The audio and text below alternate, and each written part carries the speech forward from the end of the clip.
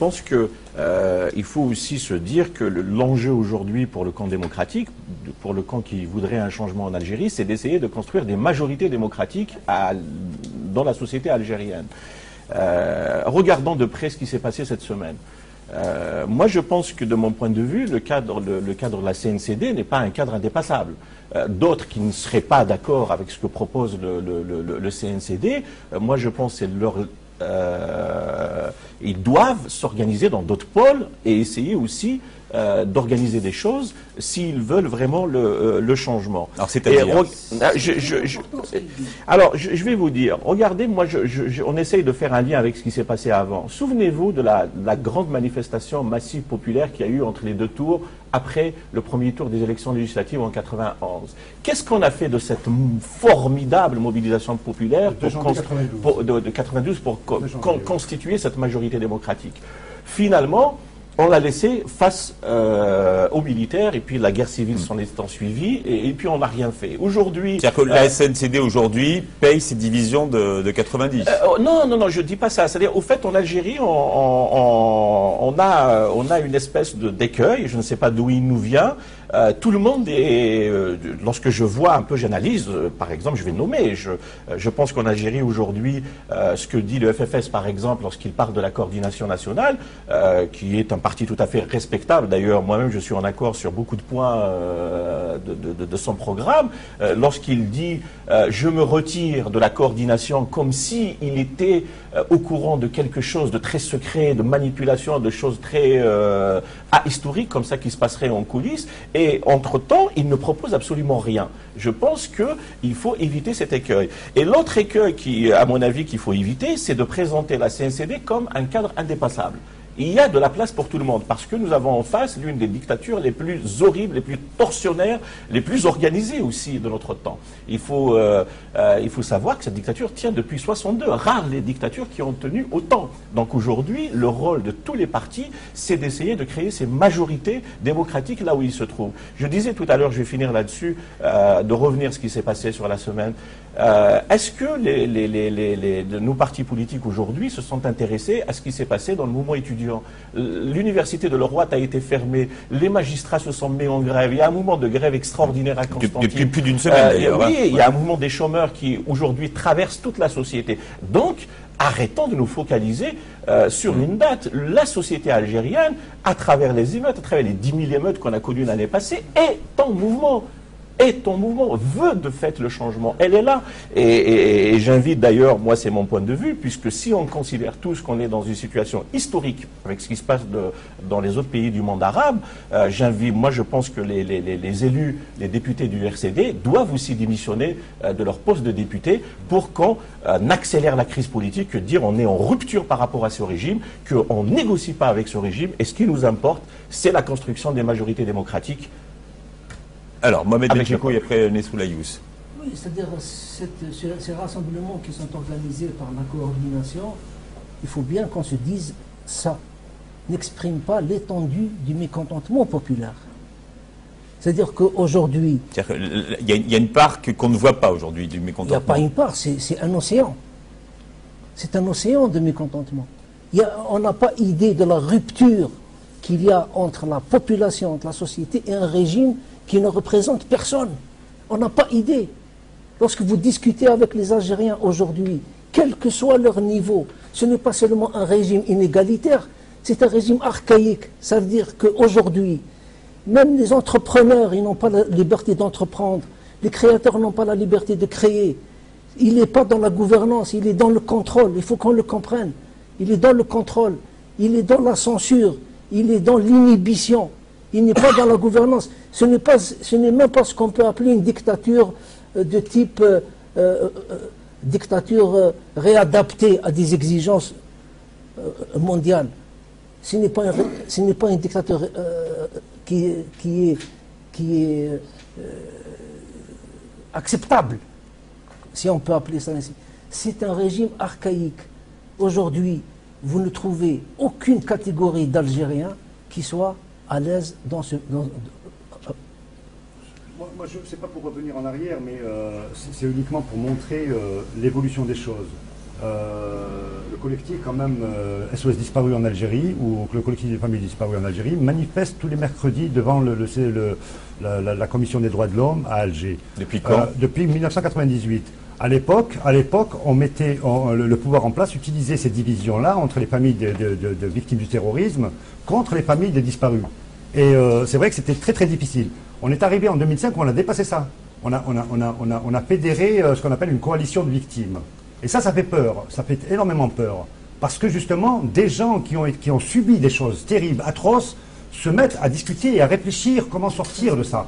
C'est la réflexion. Non seulement on sort de ça justement pour arriver à ne plus refaire les mêmes erreurs, mais aussi d'apporter un travail clair sur le terrain. Donc on a fait des séminaires où on invite tout le monde, sur le plan du droit international, sur le plan des égalités, même sur le plan des droits économiques et sociaux. C'est tout ça qu'il faut mettre. Voilà. Effectivement, l'éventail des revendications du peuple algérien est énorme. Je pense que ce qui est positif par rapport à la coordination d'Alger, c'est qu'on va à l'essentiel. Qu'est-ce qui est primordial aujourd'hui? Qu'est-ce qui est primordial? Sur quoi on peut se réunir?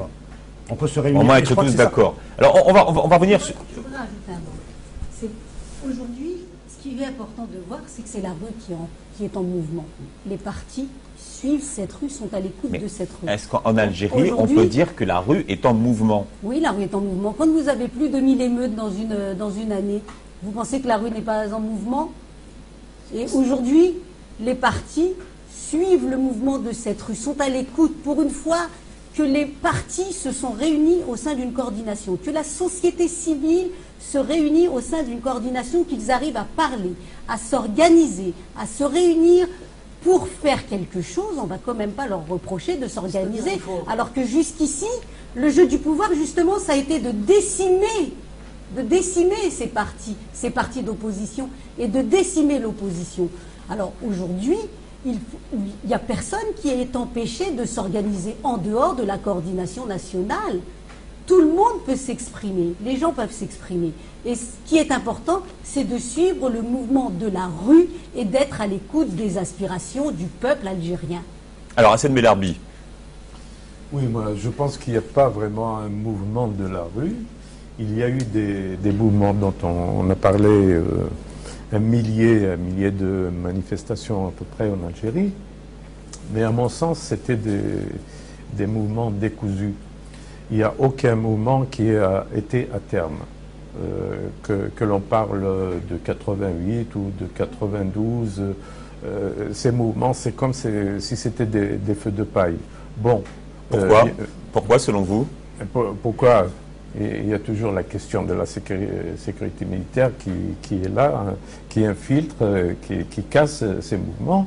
Et jusqu'à aujourd'hui, c'est pas pour décourager, je suis moi-même algérien et je suis pour ça, pour abattre ce pouvoir, bien entendu.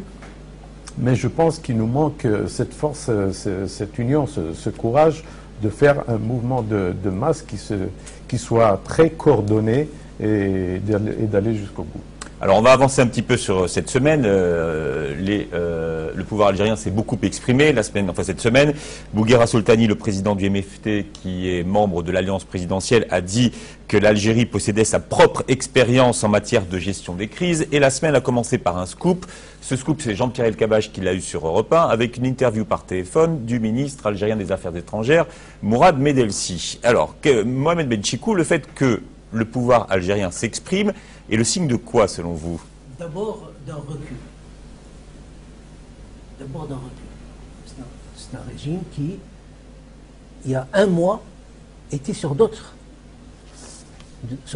thèmes. Il était arrogant. Il y a un mois, il n'était pas dans une position où il enlevait toutes les mesures restrictives de contrôle qu'il a mises en place. Là, il enlève l'état d'urgence et il ouvre les canaux il y a l'annonce, en tout cas. Médiatiques. C'est un régime qui a peur. C'est un régime qui est affolé. Comment est-ce qu'un régime qui va lever l'état d'urgence peut interdire les manifestations? Parce qu'il est sur deux choses à la fois. Il veut bien essayer de régler la situation en annonçant des reculs, mais en même temps, il a peur. Aujourd'hui, moi je pense par rapport à ce qu'on est en train de dire, que la grande peur du régime, c'est qu'il y ait fusion entre les élites et la société réelle. Et lorsqu'on voit cette manière, cette stratégie honteuse qui, durant toute la semaine, a été de dire que ces gens-là qui organisent les rassemblements sont des athées, sont des laïcs. Ce sont des minoritaires, Medelsi dit c'est un fait minoritaire. Voilà. Aujourd'hui, c'est ça la stratégie de ce régime. Mais c'est une stratégie qui n'a aucun avenir. Alors, Mourad Medelsi ajoute, lui, le danger islamiste et repointe la personne d'Ali Belhadj. D'ailleurs, c'est très simple. Aujourd'hui... Il dit il faut rester vigilant. Oui. Aujourd'hui, parmi les subterfuges qui, à mon avis, sont faits de concertation avec d'autres forces en Europe, en Occident, qui consistent aujourd'hui à effrayer, à dire que ce genre de révolte va nous amener dans une situation incontrôlable avec le retour des islamistes. Et lorsqu'on voit aujourd'hui le régime algérien reprendre à son compte ces thèses, ce n'est pas surprenant. D'accord, mais vous vous interrogez et vous déplorez le silence de la coordination, notamment sur Ali Belhadj. Oui, c'est vous qui l'écrivez. Oui, c'est-à-dire que